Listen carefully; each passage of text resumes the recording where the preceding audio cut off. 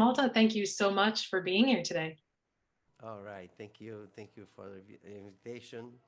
It's a great pleasure to be together with you here. Well, it's an honor of mine and of the Flute Centers. I wanted to know more about you and your start with the flute, and just hear a little bit more about your passion for music at a young age. Your grandmother bought your first recorder for you, and then your father bought you your first silver flute, which was a Louis Lot, which is really Yeah, cool. So, can you yeah, talk about your musical upbringing? Were you always so passionate about music? yeah. So I got completely passionate by the flute. Uh, it was an instant in class. A friend of mine, he took a recorder from his backpack, and he went to in front of the class, and he played one tune during the music class. And our teacher, she used to encourage us to bring instruments to make sound, and she used to invite groups also to the school for us to listen to some different kind of music. And I got completely crazy when I heard that sound in the class. I said, I want to do this for the life. Wow. Yeah, it was very strong. And just reading the word flute somewhere, I got my day get better. So, yeah, it was something very strong. And some days after, uh, I got a magazine here called a pop magazine with a lot of reviews about music, and there was a review about flute telling, living by the flute. And I got completely crazy with that review. I started to read that thing, and how it's cool to have a flute, and it's a very portable instrument. You can bring anywhere, to go to the camping, you go to the woods, you go everywhere. I said, this is a freedom. It's completely freedom through a small amount of thing. It's a convenient instrument. Yeah, yeah, very convenient. Yeah. Yeah, for sure. And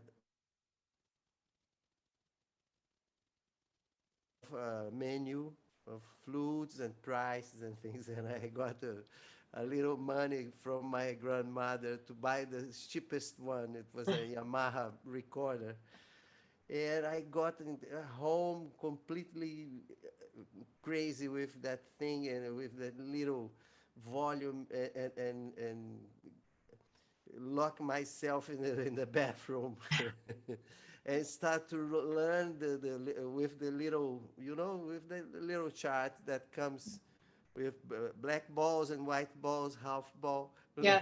Yeah. the that chart, the notes, and so when I left 1 hour later, I was already playing one tune called Carinhoso, a part of this uh, easy tune, and very, but I was learning by myself, and that was the this system to listen and learn. I think before, when I was very young, I used to see a TV show presented by a flute player called Altamiro Carrilho.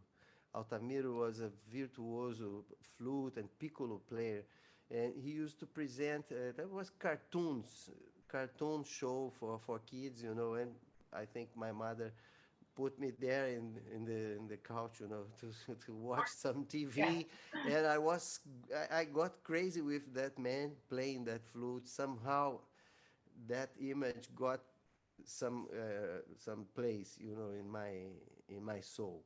And that magazine article that you talked about reading about the flute, that talked about Rampal as well, right? Yes, And he's kind of yeah, a big superstar. yeah. And he really emulated him. So, I mean, now that you're a superstar, is the lifestyle of the famous flutist what you thought it would be?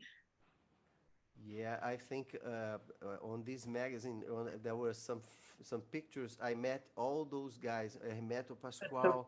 There was Gilberto Gil, yep. who is not a flute player, but he was. There was a picture of him playing the recorder, and Rampal, and so I was realizing that it could be a profession, could be in my 12 years old at that time. I said, yeah, I can be professional.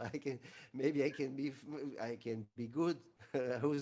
I didn't think about it, conscientiously, but at that time I said, this is my life. My life will be on the flute.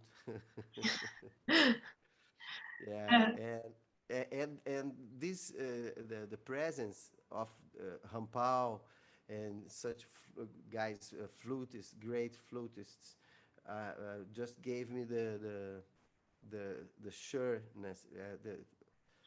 I was completely inside a good way to follow. yeah.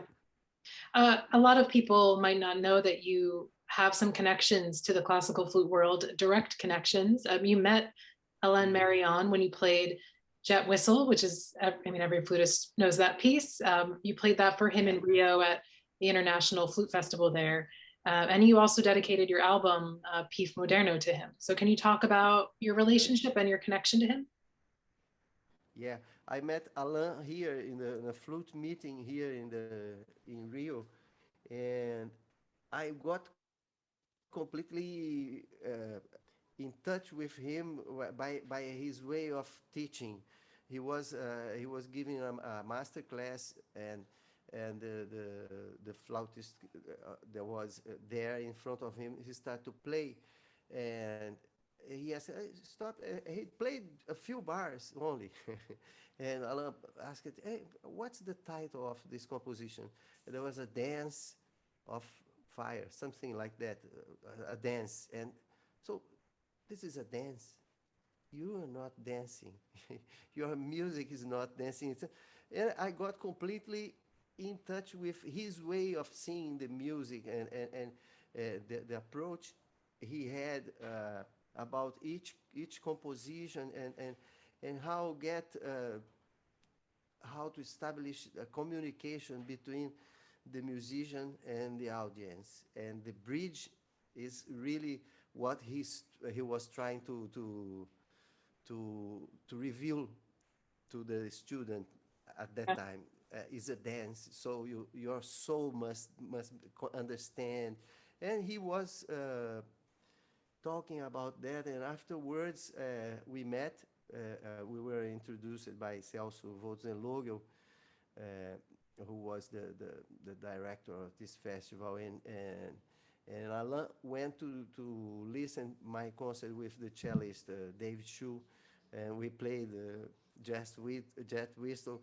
In the second movement, I moved to the soprano sax. He played that movement in a slow movement on a soprano sax, and then I took the flute and played that third movement, and Alain said, "Wow." He was the first. He was clapping, standing, and the people, everybody stands also. But afterwards, we got a very, this conversation about life, not about only the flute, but about life around. And we met a few times in Paris, where I have the chance to go to his place and to visit his house and to see a concert in the Théâtre de la Ville with Alain Marion, Jean-Pierre Rampal, uh, and other three great guys. Uh, this. Legend. I'm Yeah. forgetting that. But we ate that thing. There's little escargot, Escargot. Yeah. after the show. The, and we had good time. We had good time.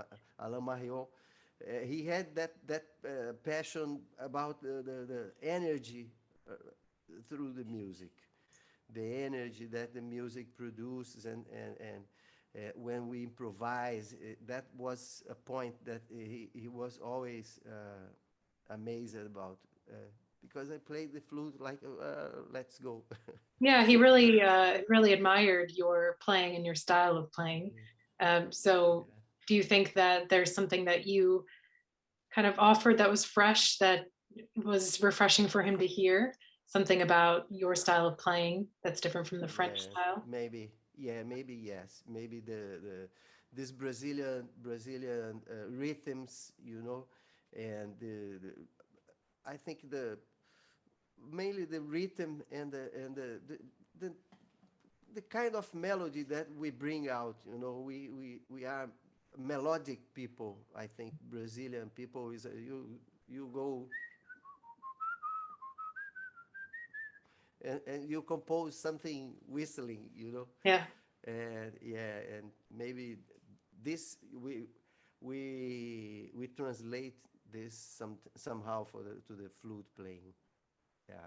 I mean, I'm a great whistler, so I can relate.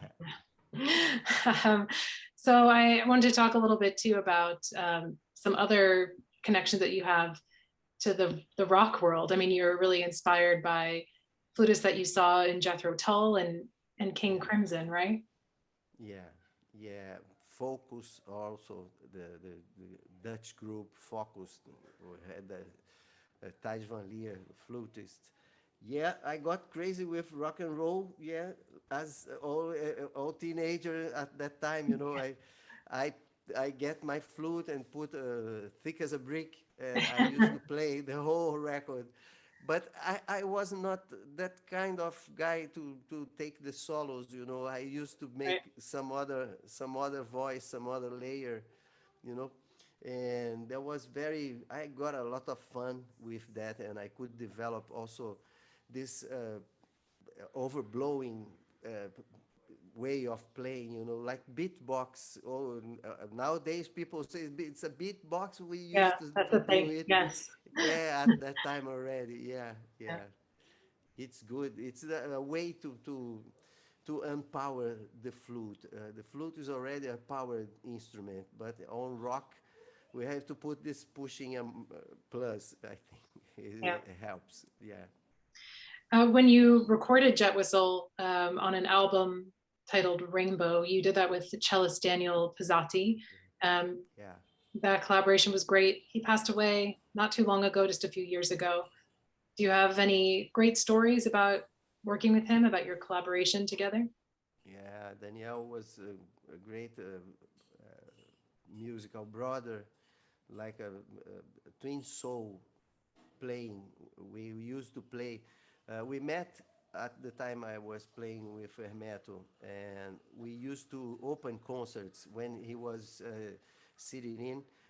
Hermeto said, "Go there and open the concert, you two as a duo."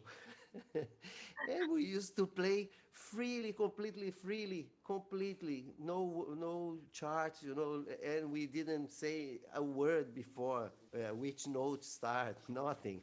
Wow. Just start to play, and we go to very magic places playing together.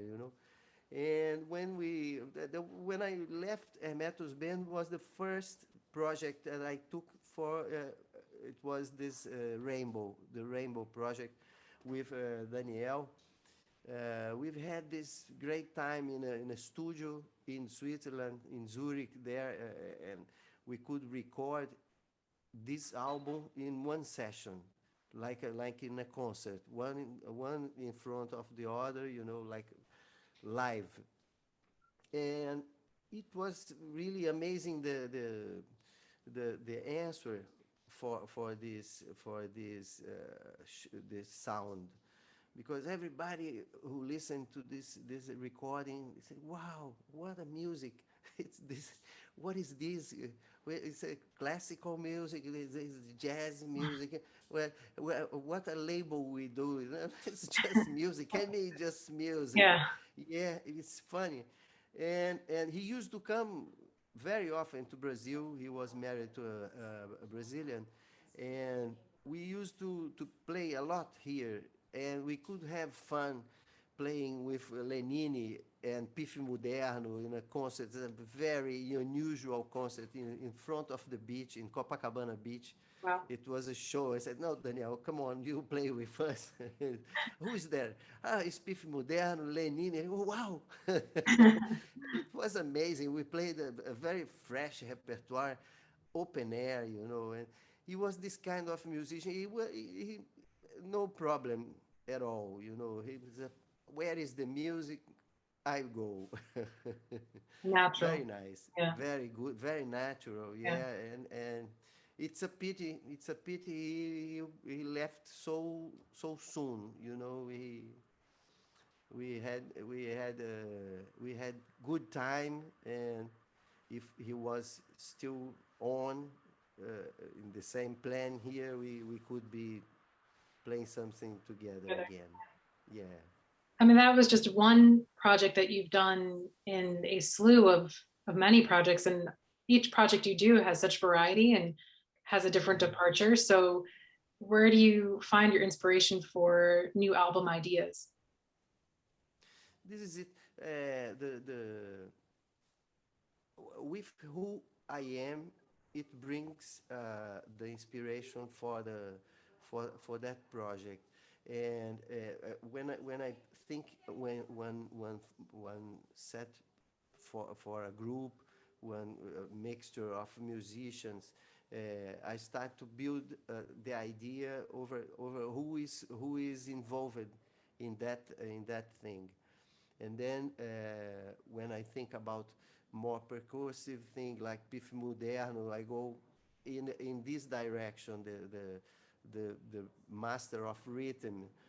When I go direction more jazzy thing for jazz quartet, like bass, drums, piano, or guitar, and like my project tributing Elis Regina Pimenta. This recording privileges more this this kind of setup, and then uh, the music leads through the instrumentation, and then I accept the proposal for instance to write for orchestra, for symphony orchestra or big band. I love to do it, and it's always involved with somebody, also with some composition or some composer. It's This is main leading of my inspiration. You love arranging too. Yeah, Yeah. yeah, I love to organize the sound for orchestra. A symphony orchestra is a very huge instrument with many possibilities, and and I like to think about the musicians when they are making that sound, and their attitude, their contribution for the music. And it's a very special activity to arrange and compose for big groups. On a lot of the tunes that you record and that you perform live on, you're doing a lot of switching between instruments very Yeah, quickly. So, yeah. do you have any advice for doing that? And Mm. uh, do you have any advice for people that want to excel at all instruments, not Mhm. be subpar on one versus another, but really be excellent on everything? Yeah. I think there is a good advice is to practice the hardest things before. I think I'm a flautist first, first instrument flute, and then I got very good contact with the embouchure. And when I start to play the saxophone, I start by the soprano sax, which is very hard embouchure. Here, the pressure on the down lip is very radical. It's really something. See, it disappears like completely. You don't feel like it was an ecstasy, anesthesia, no? Anesthetic. I don't, Hmm. I don't know the word, but then I start to develop the feeling, the touch feeling after playing the soprano on the flute.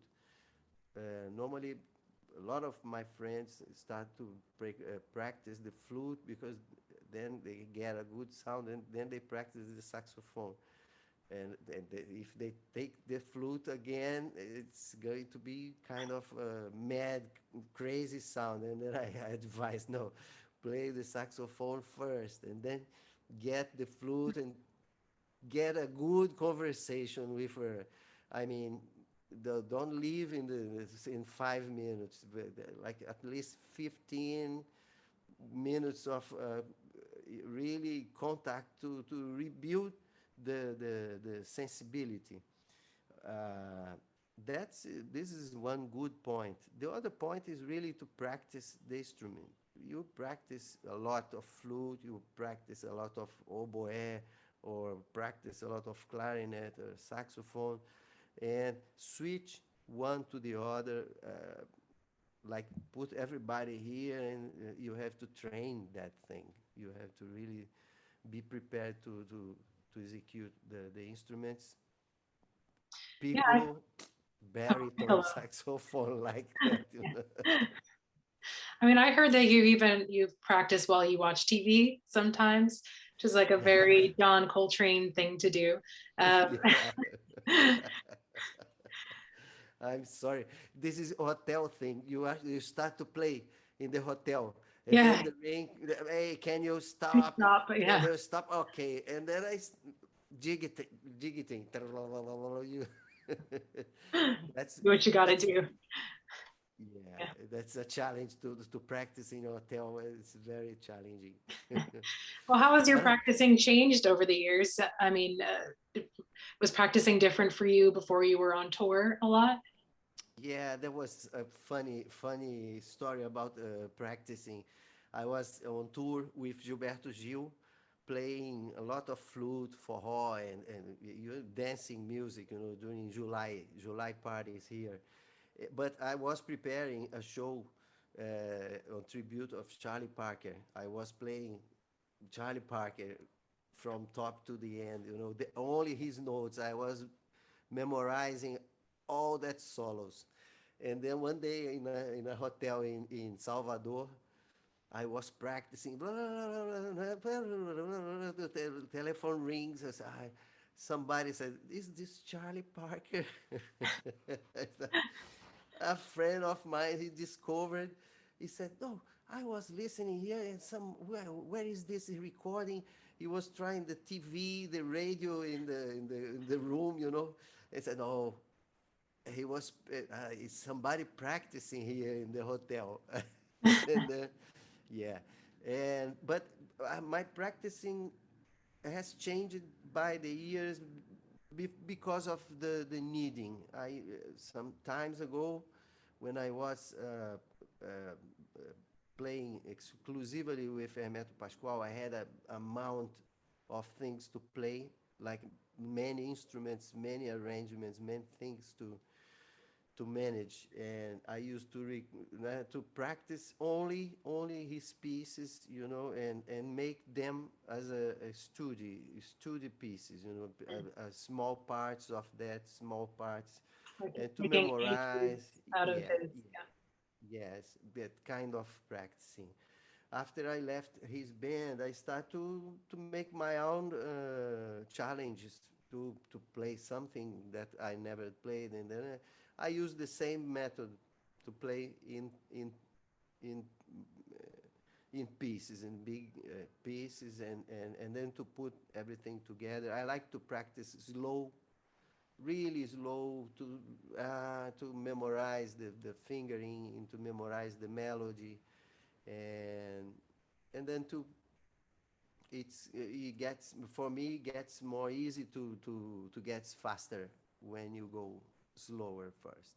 And then how do you bring life to all of that work and the performance and let all of that go when you're playing? Yeah, yeah, but I think this is a process during the practice.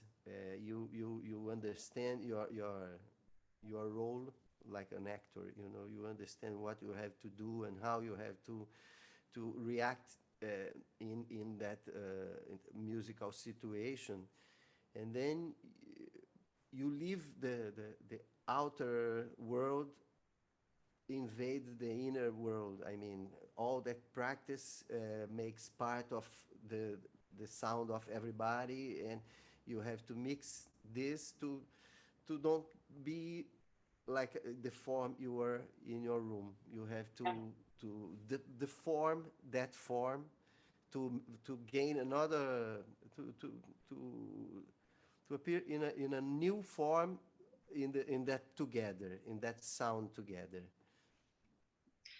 And what is rehearsing in a group like? So we're talking a lot about practicing on your own. What are group rehearsals like, especially when you were in Hermeto's band and in your own group now? Yeah, in Hermeto's band, we had a good system that we had a lot of different parts to play together, and then we used to stay two of us out Hmm. to listen and to understand what is going on in each part. When we nowadays my rehearsals, I used to rehearsal not too much like I used to rehearsal with Hermeto. That at that time it was a way of life. I think it was like a school. You know, I was in a university All right. there. You know, practicing, rehearsing every day. But nowadays, I spend my time composing, arranging, managing my professional life. Sure. But when I practice together, depending on the material, we have to do as we did at that time. Let's play two of us to understand what is that, or let's play together a little bit slower to put all together and to interiorize the musical text, and it's like that. But what happened also is when we get a connection, like in Pif Moderno, for instance, it's a band that rehearsal very few. We have sometimes needing to rehearsal special for a special show because I like to have the freshness of playing. You know, Mm. everybody playing fresh, and that thing gets very fast together. You know, and we discover more when we are in this kind of freshness. Yeah. You started, kind of want to talk about like the cycle of a career. You started on Pifano, played in Hermeto's band, then Yeah. circled all the way back around to putting together this Pifano band. So you had some new perspective, some new info, some new knowledge that you didn't have the first time around. Do you Yeah. feel like that's a big metaphor for a career? Almost, it's worth maybe going back to revisit certain projects or ideas because you have a different perspective? Or do you feel Yeah. like it's a lot of people are trying to just always move forward and look ahead? So I think when we move forward, we are in a big spiral, and you are visiting because you are looking everything here and up. You know, it's like a spiral stair. You know, and no matter you don't know if you are going up or down. It doesn't matter. You are in the, you are having on your spiral. You are having people from your past and people from your future in your mind because Yeah, I like you that. have we admire people that you didn't know before, and we start to dream. Oh, that should be nice to play together, to have some project with that people, with that group, or with that musician, or tributing some composer. So the life, as much as the life develops, it's showing us a lot of possibilities for the future, and I think the cycle is really understand to go forward and to follow the, it's a big river going to a big sea. Hmm. That's nice. And That's a nice way to think about it. I did in this like spiral of collaborations and people you want to work with, did you ever imagine Dave Matthews would be one of those people? He's kind of yeah, outside of you your know, realm. yeah, that's one of those kind of dreams. So I saw Dave yeah, on a TV when he came, I think at first time in Brazil, in a free jazz festival, and he was on stage with his band with Leroy, and the TJ and that crazy, amazing drummer Carter Beaufort. Yeah, I got crazy with the music, with his playing, with the songs, and there was a jazz, some folk, some pop, some rock. Well, there is a lot of something on this show, and I said, that was a guy who I would love to play with.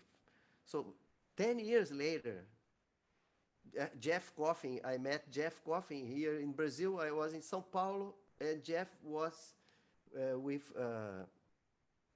Bella Fleck. Yep. Yeah, and they were playing somewhere, and I was playing with Pif Moderno somewhere, and I went to a jam session in O do Borogodó. It's a venue in São Paulo, O do Borogodó, where there is a lot of choro and good, very good choro music, amazing. And so suddenly I saw Jeff filming. I saw him on the TV no, because of this show, Bella Fleck. I said, "Wow, what a figure with that bear!" And Yeah, great. suddenly I saw him on the Odo Borogodó. I say, "Hey, I saw you this morning." And say, hey, we start to talk, and we introduce ourselves, and we got friends forever. And so 2 years later, he came to Brazil to play with Dave because of a passing of Leroy, unfortunately. But Jeff was here in Rio, and so we met, and there was that party, and oh, okay, wonderful. And he came to here, my place. We spent the whole afternoon playing and showing music one to the other. And at the end, he said, "Oh, Dave is inviting you to sit in tonight." I said, "Oh yeah, oh yeah, Cool. okay." All right. And then he left to the sound check. I stayed at home. Said, "Wow, what I will do? I will sit in with Dave Matthews. What I bring?" And then I took Epiphano for to sit in, because Jeff plays soprano, tenor, all Right. everything. He plays flute, clarinet, everything. I said, no, I will bring What can something you that offer? they don't have. Yeah, yeah, Yeah. I can offer something that they don't have on that stage. And so that was wonderful, wonderful. They gave me a tune that there was a beginning, an intro with a long flute solo and with drums. And Mhm. so that's my world, this is really my world. And play with Carter, only me and him. Wow. We didn't see each other because there was a big cymbal here and the mic was standing by in that front. But we could play for the whole night there. There was everything good. Yeah, it sounds like Euphoria or something. That's so cool. Yes, it was so natural, and the way they get me in that situation. They are very gentle musicians, great persons as well. I think Dave is a big star in the sense of light, not a pop star. He's a light guide. It's like that kind of thing. Yeah. I can feel through his music that he speaks very deeply to the listeners, and the music that they deliver also is a very very strong energy. It's a powerful thing. Well, thank you so much for sharing all these great stories. It was really great to get to know you, and really, again, an honor to have you on this little show, Flute Unscripted. Thank you. Uh, Nice. I agree. I te agradeço. I thank you. And leve a vida na flauta. This is take your life on the flute. Thank you.